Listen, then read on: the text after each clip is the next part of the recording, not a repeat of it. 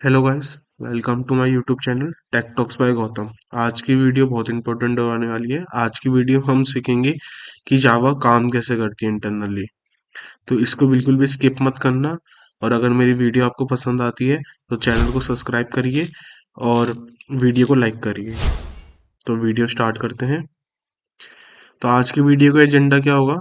हम सीखेंगे जेवीएम क्या होता है, जावा कैसे काम करती है, जेवीएम जेआरई और जेडीके क्या होते हैं, और इसके बाद हम अपना आज का जावा में पहला कोड बनाएंगे।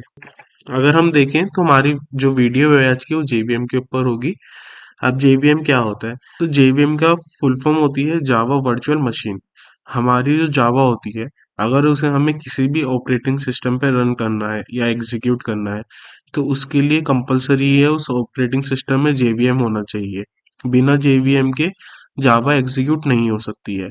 और जेवीएम ही वो कंपोनेंट है जिसकी वजह से जावा इन प्लेटफॉर्म इंडिपेंडेंट होती है।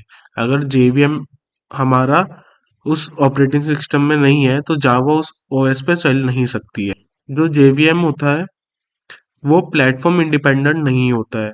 अगर आपको किसी भी सिस्टम में जेवीएम इंस्टॉल करना है तो आपको उस प्लेट ऑपरेटिंग सिस्टम के हिसाब से ही जेवीएम को इंस्टॉल करना पड़ेगा। जेवीएम इंडिपेंडेंट नहीं है। तो हम ये कह सकते हैं कि जो हमारा जावा है, हमारी जावा जो है उसको इंडिपेंडेंट बनाता है जेवीएम। लेकिन जेवीएम खुद एक इंडिपेंडेंट सॉफ्टवेयर नहीं है। आईओएस जो हमारा ऑपरेटिंग सिस्टम होता है उसके अंदर जेवीएम नहीं हो सकता इंस्टॉल होता। तो इसका मतलब क्या है कि आईओएस ऑपरेटिंग सिस्टम्स पे जावा रन नहीं कर सकती है हमारी, ठीक है। तो जेवीएम कैसे काम करता है मैं आपको बताता हूँ। होता कैसे है, यह हमारा हार्डवेयर होता है। हार्डवेयर जो भी आप मशीन यूज कर रहे हैं वो हो गया। उसके अंदर एक ओएस होता है, ठीक है। अब ओएस के कॉरस्पॉन्डिंग हम जेवीएम इंस्टॉल करते हैं। ये हो गया जेवीएम, ठीक है।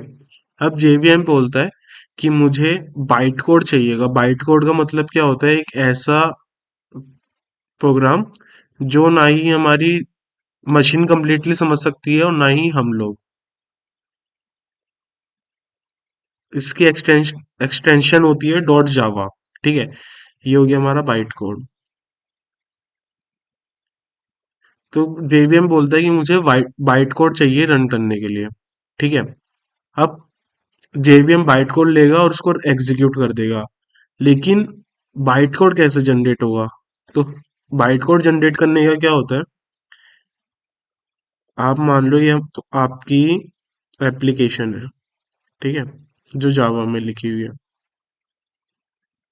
जावा की जो भी फाइल्स होंगी उसकी एक्सटेंशन होगी डॉट जावा। अब ना, जब आप जेडीके डाउनलोड करते हो तो आपको यहाँ पे जावा कंपाइलर मिल जाता है, जावा सी। तो क्या होता है, आप अपनी एप्लीकेशन जावा सी को देते हो और जावा सी हमारा बाइट कोड जनरेट कर देती है। एक बार जब हमारा बाइट कोड जनरेट हो गया तो हम बाइट कोड जेवीएम को दे देंगे एग्जीक्यूट करने के लिए, ठीक है। अब जेवीएम को कैसे पता चलेगा कि उसे कौन सी फाइल एग्जीक्यूट करनी है? आप मान लो कि आपकी एप्लीकेशन है, उसके अंदर 5 फाइल्स हैं, ठीक है। अब जेवीएम को कैसे पता चलेगा कौन सी फाइल एग्जीक्यूट करनी है? तो जेवीएम क्या करता है, जेवीएम ना एक हमें जेवीएम को खुद बताना पड़ता है कि तू ये फाइल एग्जीक्यूट कर दे। अब वो कौन सी फाइल होगी? जिस भी फाइल में ये वाला मेथड अब हम लिखेंगे, public static void main.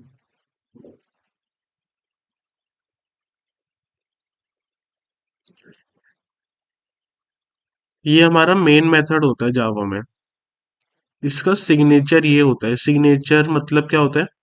Signature का मतलब होता है कि वो मेथड क्या इनपुट्स ले रहा है, ठीक है, क्या आउटपुट दे रहा है और उसका नाम क्या है। अब इसके हर एक वर्ड का मतलब होता है, वो हम आगे क्लासेस में पढ़ेंगे। अभी के लिए लेकिन बस यही होता है कि इसको हम मेन मेथड बोलते हैं और जावा का एंट्री पॉइंट यही होता है, ठीक है। जिस भी फाइल में ये मेथड लिखा हुआ है, जावा हमेशा उसी से स्टार्ट होती है और लास्ट में उसी पे खत्म होती है। ठीक है। तो हमें जेवीएम को ये बताना पड़ता है कि जिस भी क्लास में मेन मेथड है हमें उसका नाम देना पड़ेगा। अब मान लेते हैं कि यहाँ पे हमारा नाम है हेलो वर्ल्ड, हेलो डॉट जावा। ठीक है। अब जावा सी में हमें क्या कमांड देनी है, जावा सी, और यहाँ पे फाइल का नाम आ जाएगा जिसको भी हमें कंपाइल करना है। ये हमारी कमांड हो गई। अब इससे क्या होगा, हमारी हेलो डॉट क्लास बन जाएगी। ठीक है। अब जावा में हमें रन करने के लिए क्या करना पड़ेगा, जावा और हेलो। तो इससे क्या होगा कि जो भी इस एप्लीकेशन में काम हुआ था हेलो डॉट जावा में, वो जेवीएम हमारे ओएस पे रन कर देगा। तो इस तरह हमारा जेवीएम काम करता है। ठीक है। अब जेवीएम हमने पढ़ा। अब क्या होता है, अगर मान लो आपके एप्लीकेशन के अंदर कुछ ऐसी प्रॉपर्टीज हैं जो हमारे जेवीएम के पास नहीं है, यानी कुछ एक्सटर्नल हम लाइब्रेरीज यूज कर रहे हैं। ठीक है। तो एक्सटर्नल लाइब्रेरीज इनका कॉम्बिनेशन जो होता है ना, वो हमारा जेआरई हो जाता है। ठीक है। अब जब भी हमें जेआरई हो गया हमारा और जेवीएम हो गया। ठीक है। अब जब भी हमें डेवलपमेंट करनी है तो जावा की, तो हम जेडीके डाउनलोड करते हैं। जेडीके डाउनलोड करने की मैंने एक वीडियो बना रखी है अपने चैनल पे, आप जाके वहां से देख सकते हैं कैसे होती है जेडीके डाउनलोड। तो जेडीके डाउनलोड करते हैं हम। जेडीके की फुल फॉर्म होती है जावा डेवलपमेंट किट। ठीक है। तो जेवीएम के अंदर क्या क्या होता है, आपका जेवीएम होता है। ठीक है। जेआरई होता है, जेआरई के अंदर ही जेवीएम हो गया। और इसके अलावा जावा का कंपाइलर होता है, जावा के टूल्स होते हैं, और भी बहुत सी सारी चीजें होती हैं जो हमें जावा डेवलप करने के लिए चाहिए होती है, हमारे जेडीके के अंदर प्रेजेंट होती है। ठीक है। और जेआरई क्या होता है, जेआरई की फुल फॉर्म है जावा रन टाइम इन्वायरमेंट। ठीक है। तो मैंने आपको बताया कि ये हमारी क्लास है हेलो डॉट जावा, ये हमारी एप्लीकेशन है। हम जावा सी स्पेस हेलो डॉट जावा एक कमांड है, ये हमारा कीवर्ड हो गया उस कमांड का, और ये हमारी फाइल का नेम हो गया जिसको भी हमें कंपाइल करना है। अगर हम ये चलाएंगे तो इससे क्या होगा, हेलो डॉट क्लास बन जाएगा जो हमारा बाइट कोड है। ये ह्यूमंस के लिए भी रीडेबल नहीं है और ना ही मशीन्स के लिए रीडेबल है। तो हमें क्या करना पड़ता है, अब जावा डॉट हेलो चलाएंगे तो इससे क्या होगा कि जेवीएम हमारी हेलो क्लास को एग्जीक्यूट कर देगा इस ओएस के ऊपर। ठीक है। तो हमने जेवीएम देख लिया क्या कैसे रन करता है हमारे ओएस के ऊपर, कैसे वो जावा को एग्जीक्यूट करता है। अब यहाँ पे हम देखते हैं, मैंने आपको बताया कि जेवीएम जो होता है वो हमारी जावा को रन करने के लिए यूज होता है। ठीक है। उसके अलावा जो भी हमारी सेट ऑफ लाइब्रेरीज हैं जो हम एक्सटर्नल फाइल्स यूज करनी होती है हमें, वो हमें जेआरई प्रोवाइड कर देता है। तो जेआरई क्या हो गया, combination of JVM and external files. ठीक है। अब जेडीके क्या हो गया, जेडीके का मतलब हो गया जिसमें जेआरई भी हो और ऐसे टूल्स हो जो जावा के डेवलपमेंट में यूज होते हैं, इसका कॉम्बिनेशन को हम बोलते हैं जेडीके।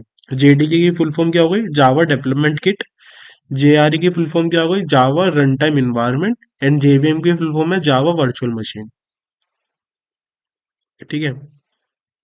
अगर आपको कोई भी डाउट होता है तो आप कमेंट बॉक्स में बता सकते हैं, मैं हर कमेंट के रिप्लाई करता हूँ।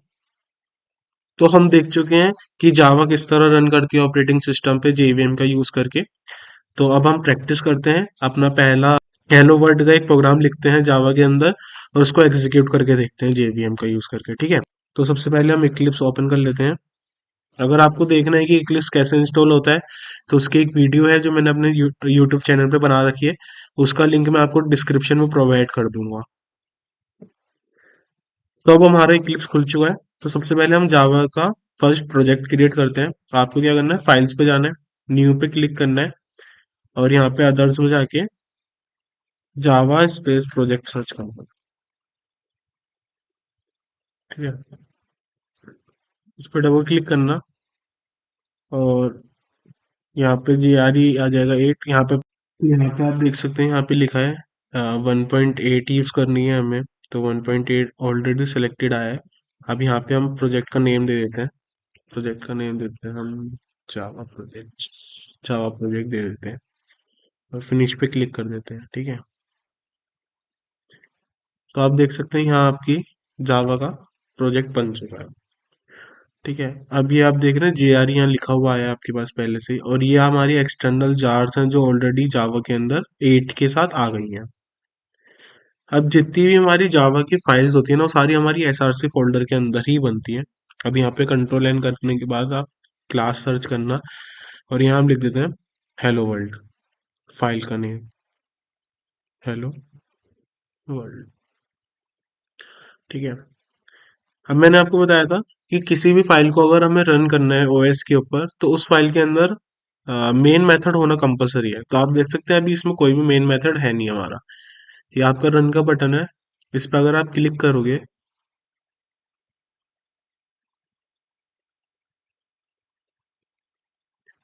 अब हमें इसे रन करना है। ठीक है, तो इसको रन करने के लिए क्या होगा, तो मैंने आपको बताया था गाइस कि अगर हमें किसी भी क्लास को रन करना है तो उस क्लास के अंदर मेन मेथड होना कंपलसरी है। अब देख सकते हैं आपकी इस क्लास के अंदर कोई मेन मेथड तो है नहीं।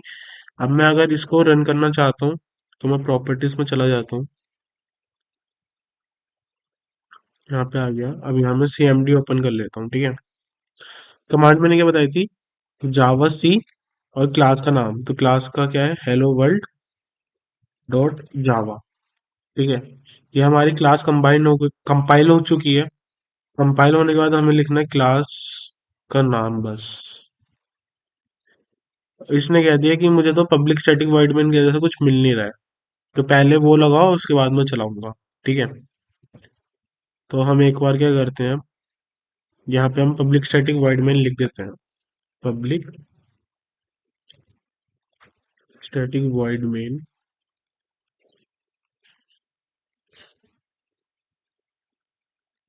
ये हमारा मेथड लिख दिया हमने। अब दोबारा से इसको डिलीट कर देते हैं। दोबारा से यहाँ पे हम CMD ओपन करते हैं, सेम कमांड हम रन करते हैं।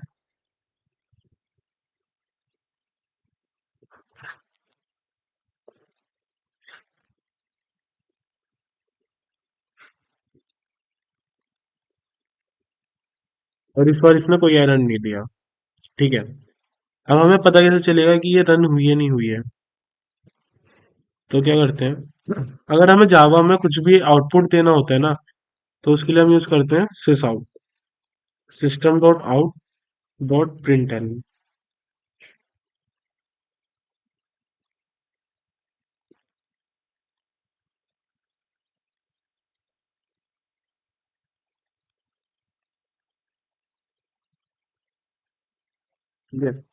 System dot out dot print L N, इन तीनों वर्ड्स का मैं मतलब आपको आगे बताऊंगा, लेकिन अभी के लिए समझ लीजिए अगर हमें आउटपुट कुछ भी देना है जावा का यूज करके, तो system dot out dot print Elon का यूज करते हैं हम इसका आउटपुट देने के लिए। ठीक है, और जावा के अंदर सेमी कोलन ये इंडिकेट करता है कि ये लाइन यहाँ पे टर्मिनेट हो गई है। ठीक है, अगर हम सेमी कोलन नहीं लगाएंगे तो यहाँ पे हमें एरर मिलेगा कि आपने सेमी कोलन नहीं लगाया है।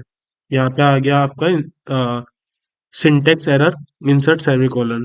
ठीक है, तो सिंटेक्स एरर होता है, सेमीकोलन कंपलसरी होता है जावा में। अब फिर से हम यहाँ पे CMD खोलते हैं, यहाँ पे सेम कमांड चलाएंगे हम, Java C hello world dot Java. Compile हो गया, तो इसको एग्जीक्यूट करते हैं, हेलो वर्ल्ड,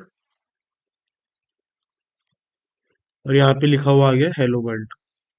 ठीक है, तो इसका मतलब कि बिना मेन मेथड के जावा को एग्जीक्यूट करना पॉसिबल नहीं है।